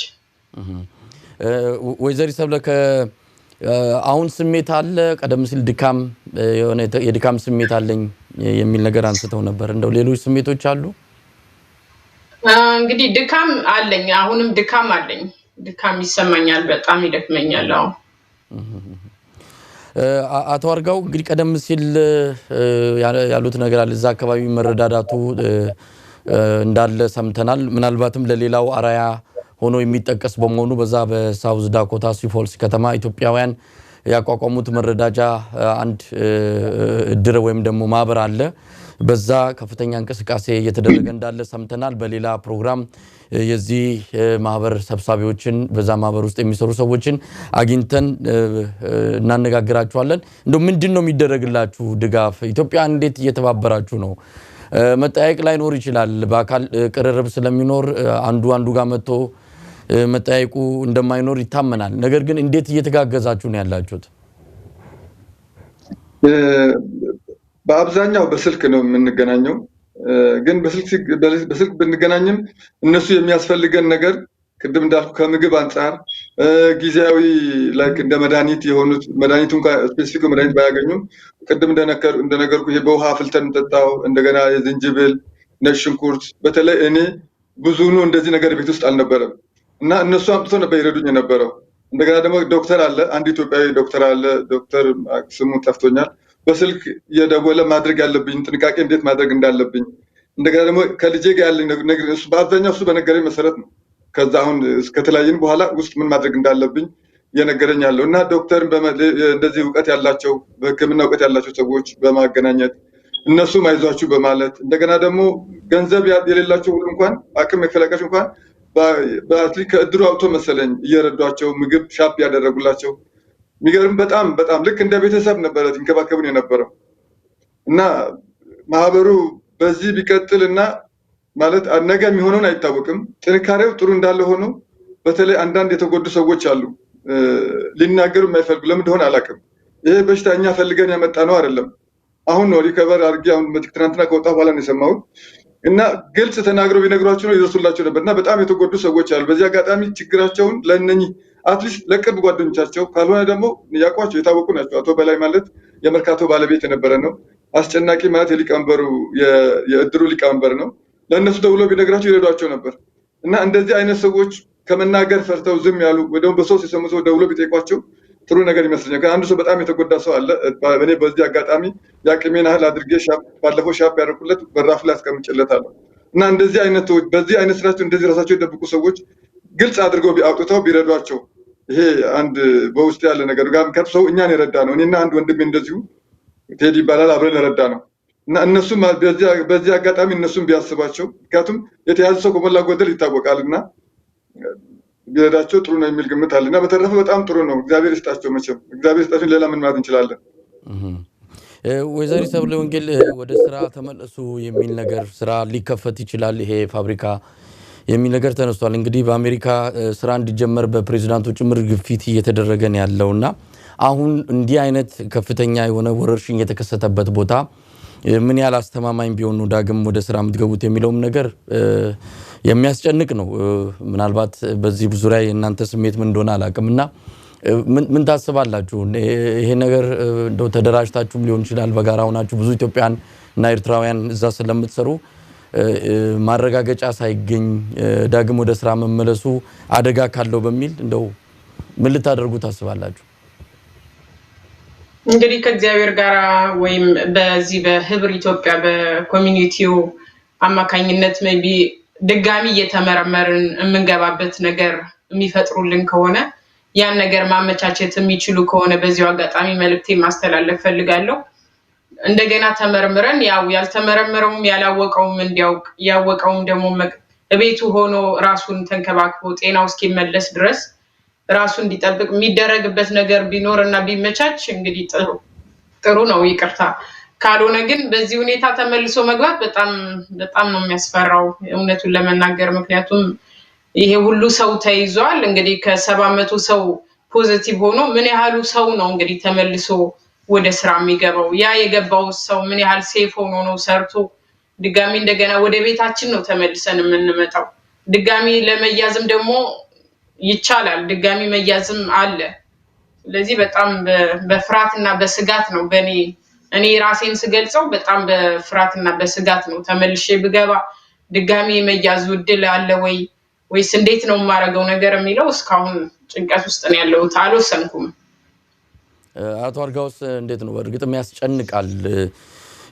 700 ሰዎች በተያዙበት ወደ ስራ ሲመለሱ ተመርምረው ነፃ ሆነው ነው ወይስ ሌላ ከእንደገና ዳግም የማገረሽበት ማለትም ወረርሽኝ የማይከሰትበት ምንም ነገር አይታይምና እስቲ ምን ያስባሉ እርሶስ? ኮሚኒቲውን በዚህ አንፃር ተጽዕኖ መፍጠር ያለበት ይመስለኛል። ብዙ ኢትዮጵያውያን እዛ የሚሰሩ ከሆነ ድምጽ መሆን ትችላላችሁ። ጠንካራ ድምጽ ካለ ይሄ ውሳኔ የሚቀየርበት ወይም ሌላ አማራጭ የሚፈልግበት ሁኔታ እንደሚመጣ ይታመናልና ከዚህ አንፃር እየተነጋገራችሁ ነው? ምን እያሰባችሁ ነው? አዎ ይሄ በጣም ያስጨንቃል። 700 ሰው ማለት እኮ የተመረመረው ነው። በራሱ ፍቃድ የተመረመረ አለ፣ በጣም ታሞ ደግሞ ያልተመረመረ በጣም ብዙ አለ እዛ ውስጥ። ይሄ ማለት ታወቀው ነው። ስለዚህ በጣም አስፈሪ ነው። እኔ ምን እንደማደርግ እንዳለችው እኔ ራሴ በጣም ግራ ገብቶኛል። በእርግጥ ኮሚኒቲ ኦልሬዲ ወረቀት አስገብቷል። ባለፈው ጊዜ አስገብቷል፣ ለጋቨርነቱ አስገብቷል። ግን ምላሽ የጠበቅን ነው። ምን አይነት መልስ እንደሰጣችሁ እስካሁን አልሰማሁም። ምናልባት መልሱ እና አቶ በላይ እንዳስጠናቂ ሰምተው ሊሆን ይችላል አላውቅም። ግን ቢሆንም ግን አሁን ተመልሶ ገብተው ምን አይነት ነገር እንደሚፈጠር ኦልሬዲ በህብረተሰቡ ውስጥ ፍራቻ አድሯል። በአሜሪካ ውስጥ እኮ በካምፓኒ ደረጃ ይሄን ያህል ሰው የተያዘ ኢንፌክሽን የሆነ እኮ የኛ ካምፓኒ ነው እና በጣም አስፈሪ ነገር ነው። ምን እንደምናደርግ እያንዳንዳችን እየተናገር ነው። እንዳልኩ 2-3 ከመግባታችን በፊት ወይም ተሰባስበን አንድ ነገር እናድርግ ወይም ኢንዲቪጁዋል ለብቻ ገብተን እዛ ኤችአር አለ ሂውማን ሪሶርስ እዛ ገብተን ጠይቃቸው። ምክንያቱም እነሱ ግድ የላቸውም። ግድ ቢኖራቸው ኖሮ ገና በፊቱም ይሄን ያህል ሰው ከመያዙ በፊት አንድ ነገር ያደርጉ ነበር። ስለዚህ ምንድነው ራሳችን ይሄ ጤንነታችን መጠበቅ ያለብን ራሳችን ማወቅ ያለብን ራሳችን ነውና አንድ ነገር ውስጥ አለብን። እስቲ የተናገር ነው ግን እስካሁን ሳይል አልደረስንም። ኮሚኒቲው ወደዚህ ወረቀት አስገብቷል። መልሱም አልሰማነውም። ግን እኔ እንጃ አሁን ሳምንት ይከፈታል ተብሏል። ምን እንደሚፈጠር ሁላችን ግራ ገብቶናል።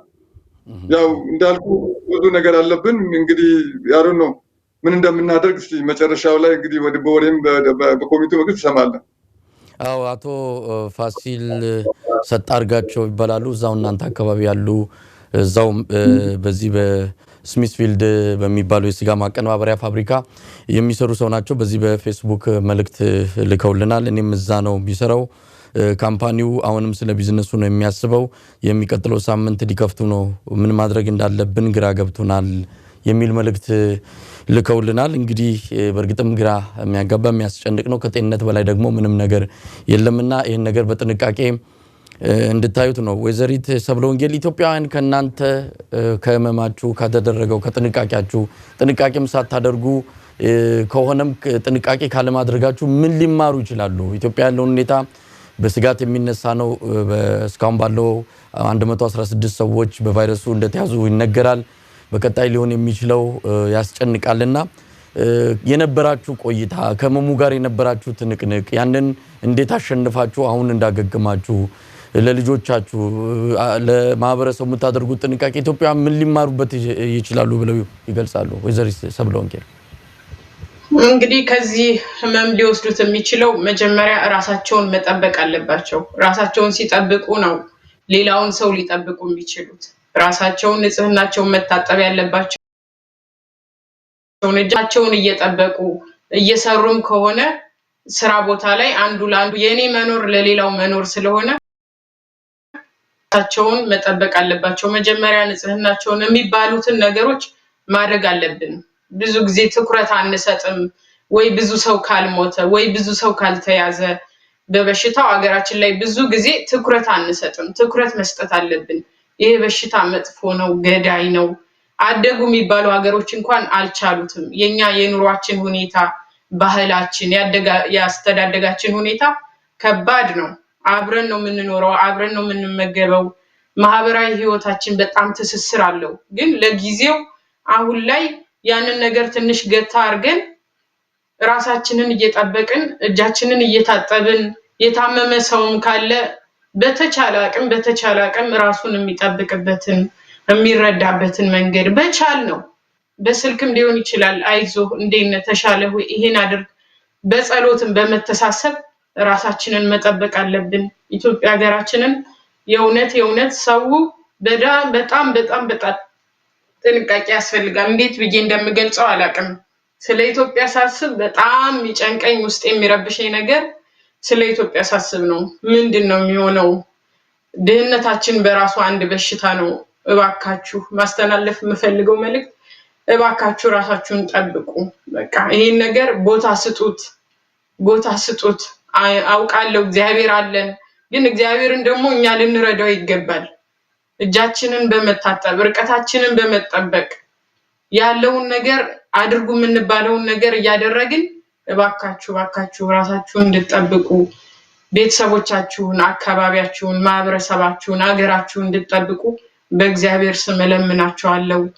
በጸሎት እንተሳሰብ። ጸሎት እያደረግን እግዚአብሔርን እየለመንን ከዛ ውጪ ደግሞ ራሳችንን እየጠበቅን ይሄን ጊዜ ይሄን የመከራ ወቅት እንለፈው ብዬ ነው ማስተላለፍ የምፈልገው። አመሰግናለሁ። ይሄ በቫይረሱን ሲታገሉ በነበረባቸው ቀናቶች ውስጥ ሲመገቡ የነበረው ከምግብ አንፃርም የሚነሳ ጥያቄ አለ። ብዙዎች እንዴት ተቋቋማችሁት?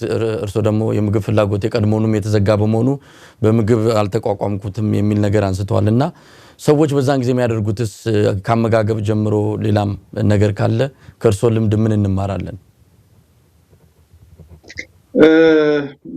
ወይዘሮ ሰብለ ወንጌል ጋር ልጨርስ። አቶ አርጋው ደርሶ ማለት ነው።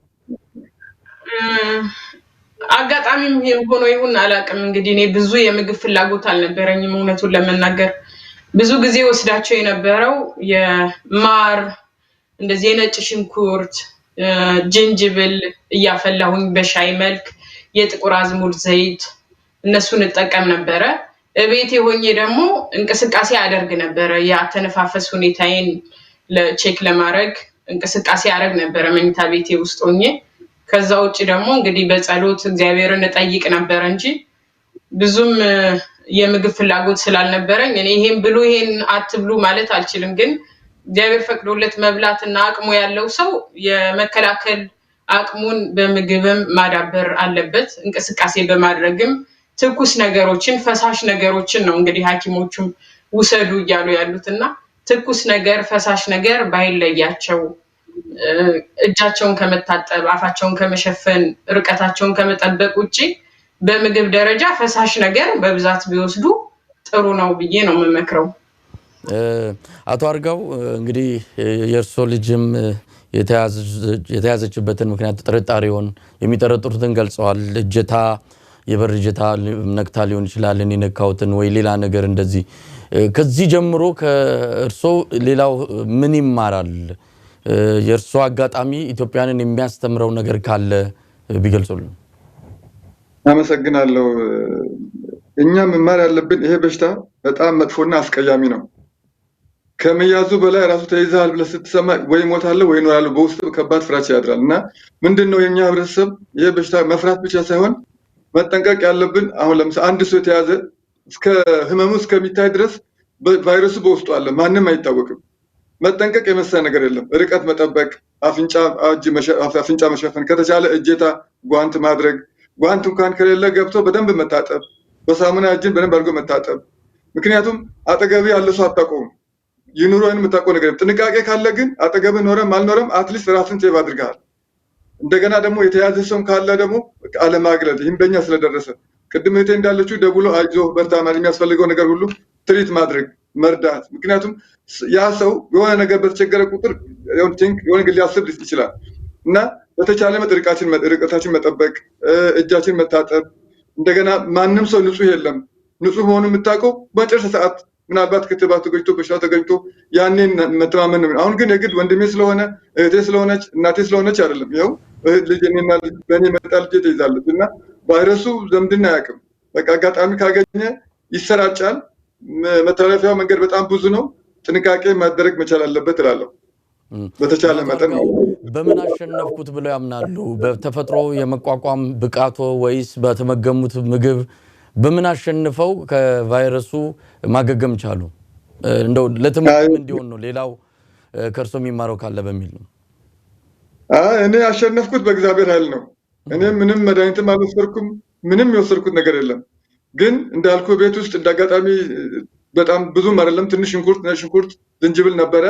ከዛም ቅድም እንዳልኩ ወንድሞች አቀበሉኝ።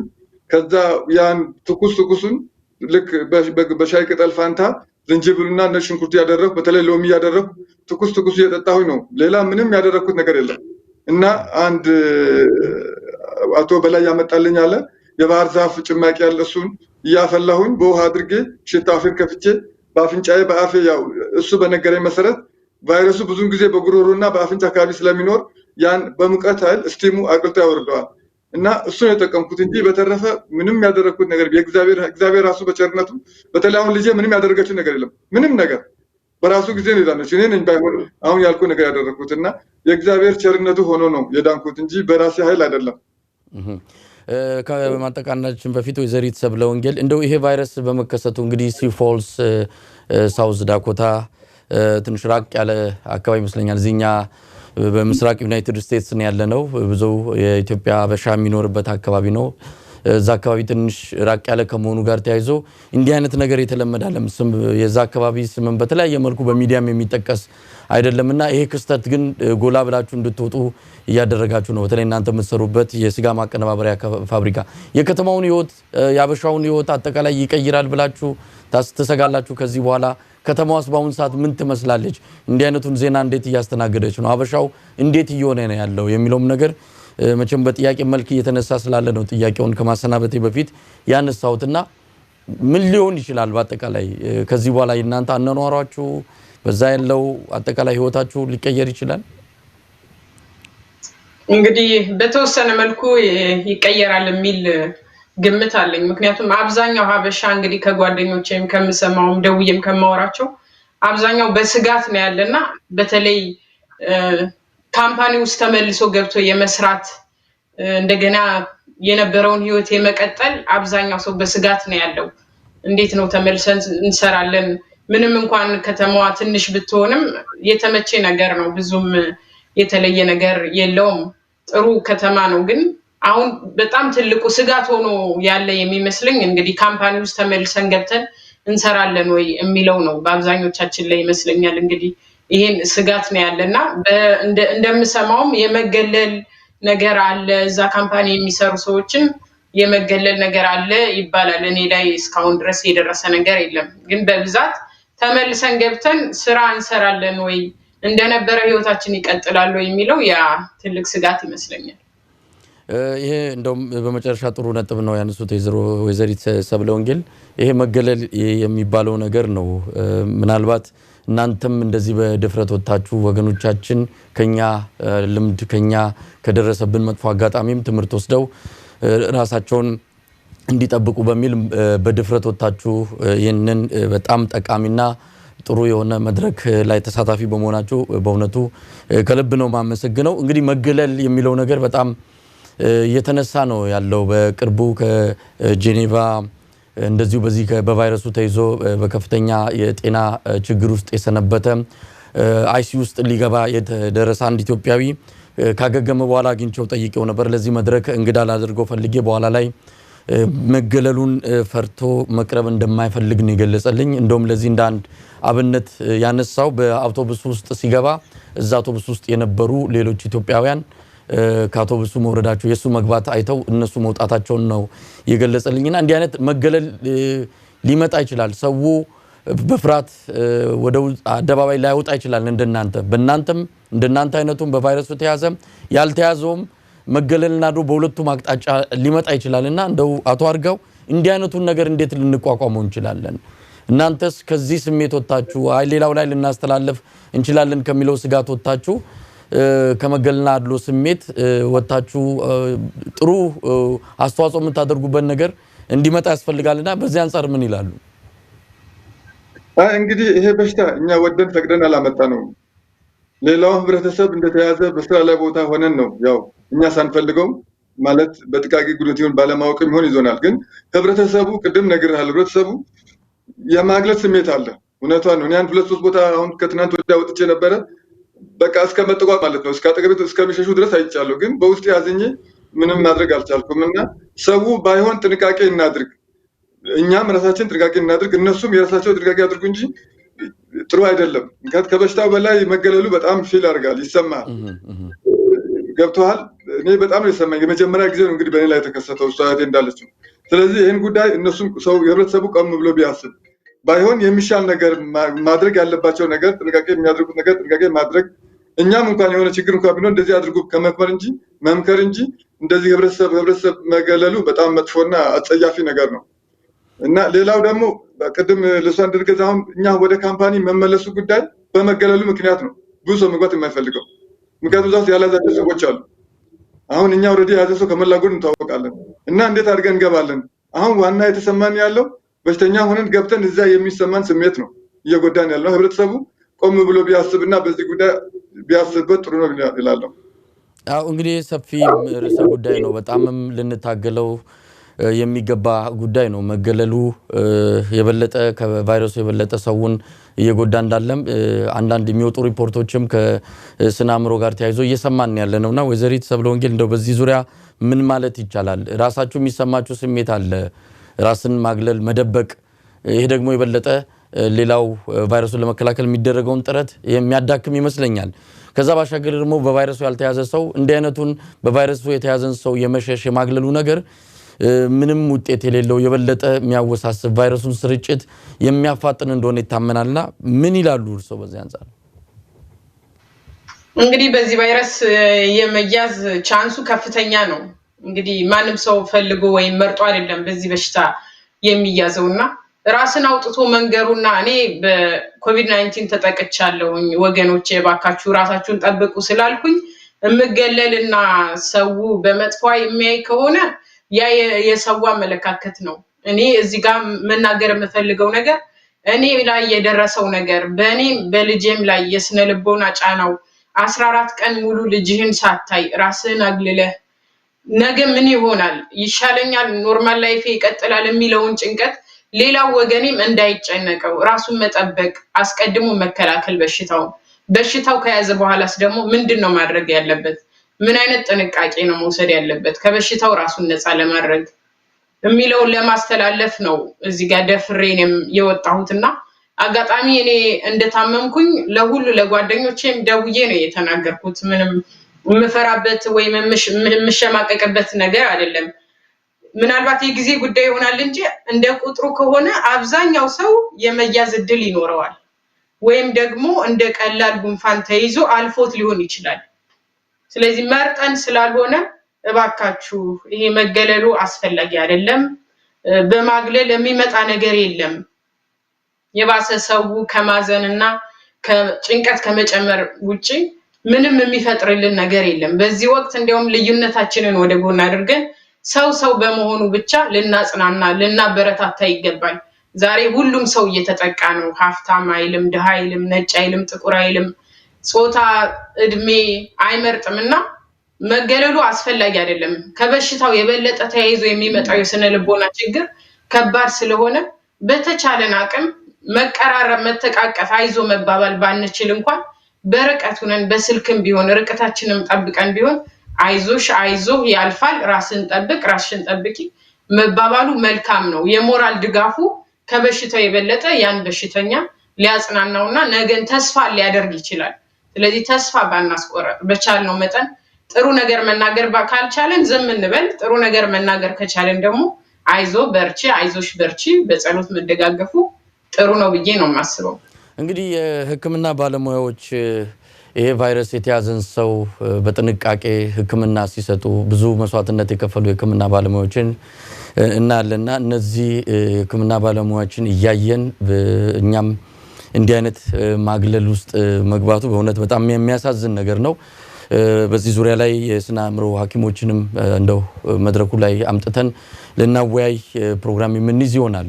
በጣም አደገኛ ነገር ነው። ማግለሉ የበለጠ ቫይረሱ እንዳይቆምና ስርጭቱ የበለጠ እንዲፈጠን እንደሚያደርግ ይታመናል። ከነዚህ ከሕክምና ባለሙያዎች ብዙ የምንማረው ነገር አለ። በጣሊያን ከ100 በላይ ዶክተሮችና ነርሶች ናቸው ህይወታቸውን ያጡት። መስዋዕትነት ከፍለው ነው። ያለ መስዋዕትነት ይሄ ቫይረስ ደግሞ ሊጠፋ የሚችል አይደለምና እንዳላችሁት በአድሎና መገለል ያለውን ነገር በጣም ልንዋጋው ይገባል ነው። እንደው የመጨረሻ መልእክት እንድታስተላልፉ እድሉን እሰጣችኋለሁ። በእርግጠኝነት ከመማችሁ ተፈውሳችሁ አሁን ካላችሁ ጤንነት በላይ ጠንክራችሁ በሚቀጥሉት ጊዜያት እንደማገኛችሁ ተስፋ አደርጋለሁ። አቶ አርጋው በመጨረሻ እንደው በዚህ መድረክ ላይ ከመሰነባበታችን በፊት ለኢትዮጵያ ሕዝብ ሊሆን ይችላል ለማንኛውም አካል የሆነ ነገር ማለት አለብኝ ካሉ እድሉን ልሰጥዎታለሁ። መሳይ በጣም አመሰግናለሁ። ይሄን እድሉ ስለሰጠኝ በጣም አመሰግናለሁ።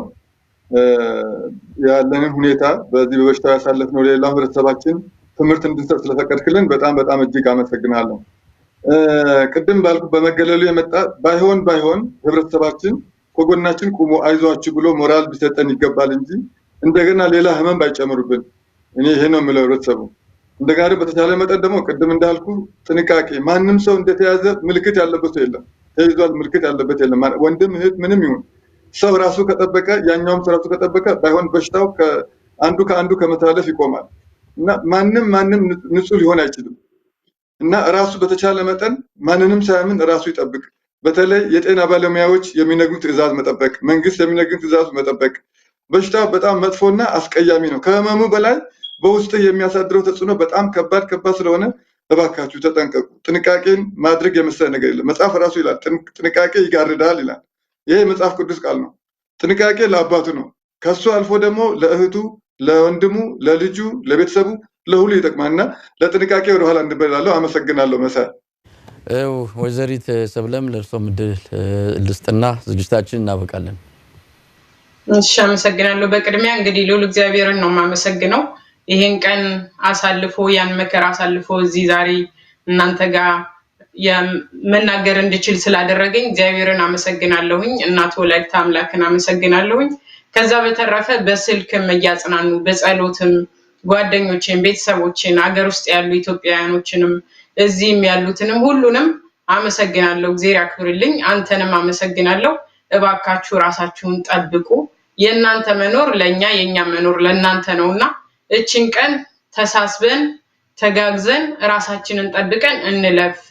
እግዚአብሔር ኢትዮጵያና ሕዝቦቿን ይጠብቅ። መሳይ በጣም አመሰግናለሁ እድሉን ስለሰጠኝ። እግዚአብሔር ይስጥልኝ። እኔም በአድማጮች በተመልካቾች ስም በጣም ነው ማመሰግናችሁ። እንዲህ አይነት በድፍረት ወጥቶ ለህዝብ ይህን የመሰለ ትምህርት መስጠት ትልቅ መስዋዕትነት በመሆኑ በጣም ልናመሰግናችሁ ይገባል። ቀደም ሲልም እንዳልኩት ጨርሶ ምሯችሁ በጤናና በጥንካሬ ወደፊት እንደምንገናኝ ተስፋ አደርጋለሁ። በዛ በእናንተ በምትኖሩበት አካባቢ የሚደረገው እንቅስቃሴ ለሌላው በአርያነት የሚጠቀስ ነው። ማህበሩ የሚያደርገውን እንቅስቃሴን በተመለከተ አመራሮቹን በቅርቡ እንደዚሁ በተመሳሳይ መድረክ አግኝተን ለኢትዮጵያውያን መልእክት እንዲያስተላልፉ እናደርጋለን። ወይዘሪት ሰብለ ወንጌል አለሙ እንዲሁም አቶ አርጋው እርገጤ ከሳውዝ ዳኮታ ሲፎልስ ከተማ በጣም አመሰግናችኋለሁ። እግዚአብሔር ይስጥልን። ደህና ዋሉ። እኛም እናመሰግናለን። ሰላም ተመልካቾቻችን በሳውዝ ዳኮታ ነዋሪ ከሆኑና በኮሮና ቫይረስ ተይዘው ካገገሙ ሁለት ኢትዮጵያውያን ጋር ያደረግነው ቆይታ ይህንን ይመስላል። በሳውዝ ዳኮታ ሲፎልስ የተለያዩ ተግባራትን የሚያከናውኑ አበሻን ወይም ደግሞ ኢትዮጵያና ኤርትራውያንን በተለያዩ ድጋፎች የሚያግዙ ኢትዮጵያውያን ስላሉ የነሱን አርያ የተመለከተ ተግባር በቀጣይ ዝግጅት ይዘን የምንመጣ መሆኑን ከወዲሁ ቃል እንገባላችኋለን። ስለተከታተላችሁን እናመሰግናለን። መሳይ መኮንን ከዋሽንግተን ዲሲ ጤና ይስጥልን።